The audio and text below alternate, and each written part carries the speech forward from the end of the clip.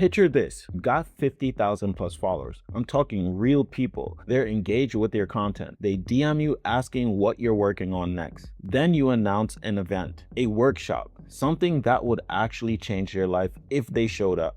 And then what happens? You get only 23 ticket sales. That's the reality for most creators right now. You're leaving revenue on the table because you're selling the event the wrong way. Most people think ticket sales are a numbers game. Get in front of more people, create urgency, drop the price, and hope something sticks. But that's competing on scarcity and fair, which is entertainment logic. But you're not selling entertainment, you're selling transformation. And those are two different types of sales. The creator economy has changed.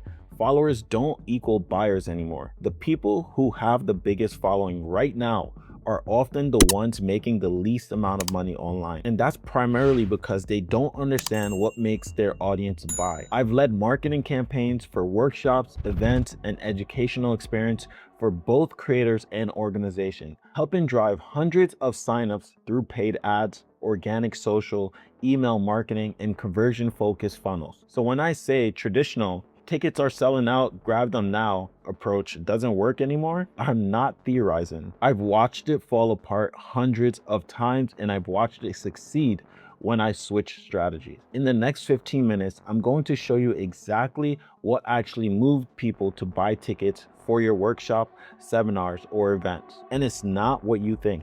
But let's start with the mistakes I see most creators making. You announce your event, you tell people it's happening on a specific date. Maybe you create urgency, early bird ticket, price ending Friday.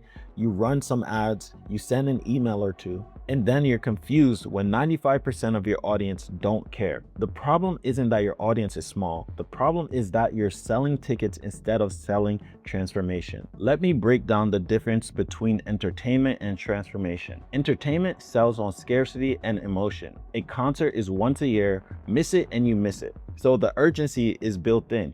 Festival tickets sell because you're afraid of missing the experience, the atmosphere, the people. However, transformation sells on clarity and belonging. The question isn't, will I miss out? It's, will I be different after this? Will I be in the right room with the right people? A workshop ticket doesn't sell because spots are limited.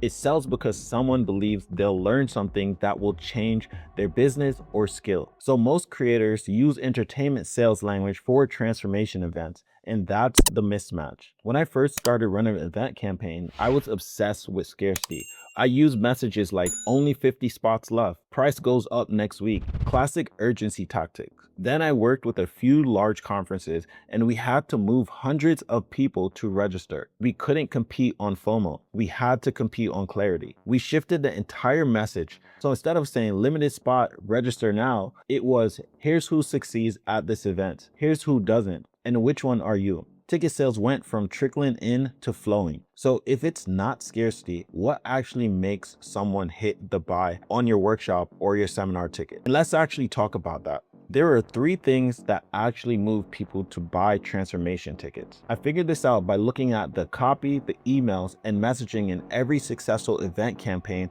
I could find. And then I tested it on a few clients. Yes, all 3 matters. If you nail one and miss the other 2, you'll still underperform. So driver number 1, transformation clarity. People don't buy tickets. They buy a version of themselves on the other side of the event, but they need to see specificity. Don't say learn confidence and mindset strategy. Instead say walk into conversations without second guessing yourself. Set boundaries without guilt. And finally, feel like your life is moving forward instead of standing still. Don't say a 3-day transformation workshop. Instead say the moment you leave this room, the way you make decisions change. You overthinking every move, start trusting yourself again, and finally have clarity on what comes next. This specificity does 2 things. It helps the right person who actually wants this transformation say yes, and it makes the wrong person opt out. Driver number 2, community proof. People are actually buying access to people like them who've already transformed. This is the part most creators skip. They focus on the content, but the transformation happens in the room, between the people. Show them who's going to be there, not celebrities, not social proof from big names, proof of people who looked like them and started where they started. Here's Sarah. She was teaching in her garage a year ago. She's gone to our workshop twice.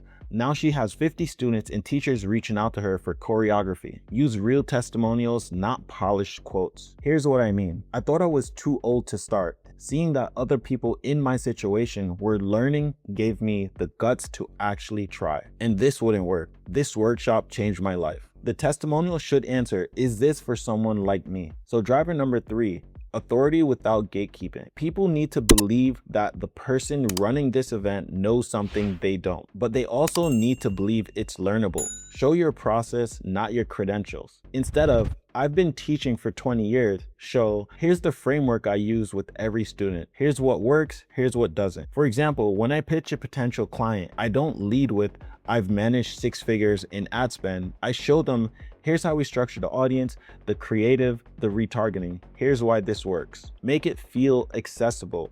The moment someone thinks, I could never do that, they check out.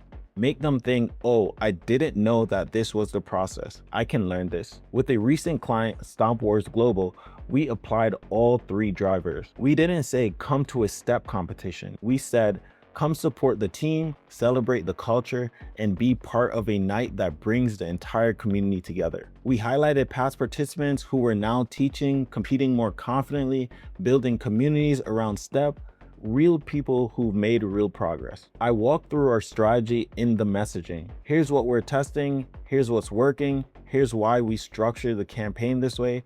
It signaled we knew what we were doing without being arrogant about it. And you can guess the results. We went from struggling with early ticket sales to a formal closeout report that impressed the stakeholders enough to expand into a partnership. Now the question becomes, once you know what actually moves people, where do you actually reach them? Because spoiler alert, it's not where most creators are spending their budget. Here's what I see creators do all the time. They announce a workshop, they immediately open Meta Ads Manager, they throw a bunch of budget at cold audiences, and they hope the algorithm works a miracle. And most of the time it doesn't, and then they blame the algorithm. Let me break down why paid ads often underperform for transformation events. Cold audiences haven't decided they want transformation yet. You're trying to convince them that they have a problem they need to solve. That's expensive and it's not your job. You're competing against thousands of other workshops, courses, and seminars. Your differentiation has to be massive to break through. And honestly, most creator workshops aren't positioned differently enough to add this kind of separation. And now we're getting into real marketing funnels. To convert a cold awareness audience to ticket purchase is a long funnel. You need to get them from awareness to consideration, educate them, build trust, and then to a decision. And one ad can't do that. You need a sequence. Here's what actually works for transformation events. Your own audience, emails, DMs, followers. These people already like you. They already trust you. You've already solved part of the problem for them. They don't need to be convinced you're credible. They just need clarity on whether the workshop is for them. Retargeting people who's engaged with your content. These are people who've watched your Instagram reel, they clicked on your link, or opened an email about your event. They're interested, they're not cold, they just need to get ready. Strategic partners and cross promotion. If you're partnering with someone whose audience is already interested in your transformation, you get a better conversion than blasting randoms. Here's the channel hierarchy for transformation event sales. Number 1, email. These are high intent. These people are asking to hear from you.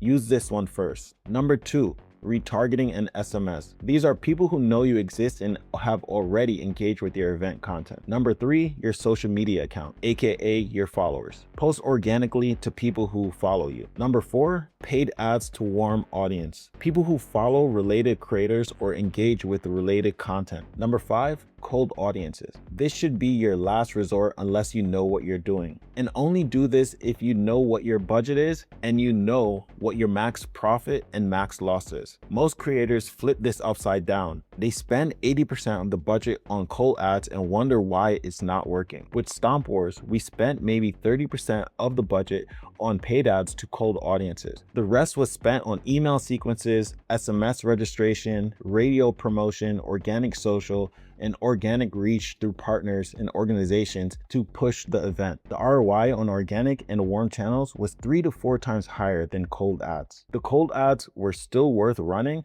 They captured people who didn't know about the event yet, but they weren't the lever. The lever was the existing audience and network. So now you know what moves people to buy a ticket and where to actually reach them. But there's one more thing that separates people who gets 23 signups from people who sell out. And that's the actual structure, the timeline, the sequence, the touch points. Quick thing, if this resonates with you and you're thinking, I want to run my next event differently, I work with creators and event promoters one-on-one. I build the messaging, the positioning, the audience strategy, the full campaign. Basically everything we're talking about here applied to your specific event. If you want to talk about what this could look like for you, there's going to be a link on this video. Now here's the framework that makes it all come together. The difference between creators who sell out and creators who struggle is timing. Not perfect timing, just strategic timing. Here's the structure I use. 8 to 10 weeks before the event, I'm focused on awareness phase. Start talking about it casually in your content. Not come to my event,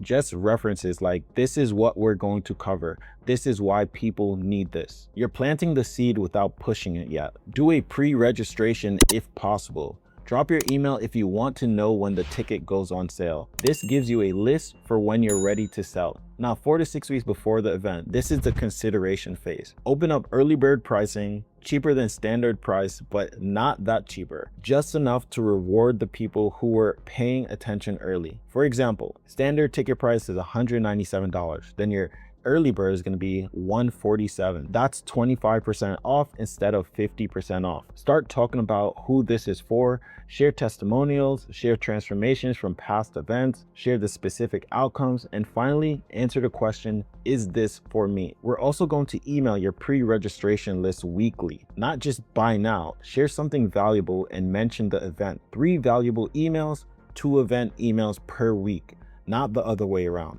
And 2 weeks before the event, this is urgency phase. Early bird tickets end this Friday. Tickets go to standard price after. This isn't manipulation, it's just fact. And it creates a real reason for people to act now. In this phase, we're also going to increase email frequency. We're going to send 4 emails this week and split between value email and event. We're going to do retargeting ads to people who visited your sales page and engage with the event content. These people know the event exists, they just haven't decided yet. Show them the same transformation clarity and community proof you've been talking about. And then 1 week before, this is the final push. Doors close this Friday. People like to procrastinate, so give them a reason to buy and act now. You're also going to post daily on social media, so in your stories, Instagram Reels, whatever format you're comfortable with. You're going to share testimonials, transformation stories, practical tips related to the event, and then we're going to use SMS if you have it. 2 days until door close, last chance to join. SMS usually have a high open rate, especially when the event is near, but use it sparingly as it can be expensive depending on the size of your list. Most event organizers miss this last one. After the event, retention phase. Email your attendees immediately after the event. Celebrate what happened, share the next steps, and funnel people to a community. This is where attention and word of mouth starts, and where people become repeat customers. With Stomp Wars, we ran this exact timeline across email, SMS, and paid ads. We didn't rush the sale, we built momentum over weeks. By the time we hit the final push, people weren't confused about whether it was for them. They'd seen the community, they've seen the transformation, and they knew what they were getting. So when we said final week, it wasn't desperate, it was the next logical steps. All right, you now know the 3 things most creators don't. The psychology of why people actually buy transformational tickets, the channels where they actually exist, and the timelines that turn interest into action. Remember at the beginning, I said most creators think ticket sales are about urgency and scarcity, and that announcements with 50,000 plus followers and 23 sales, that changes when you stop competing on scarcity and start competing on clarity. The problem isn't your audience,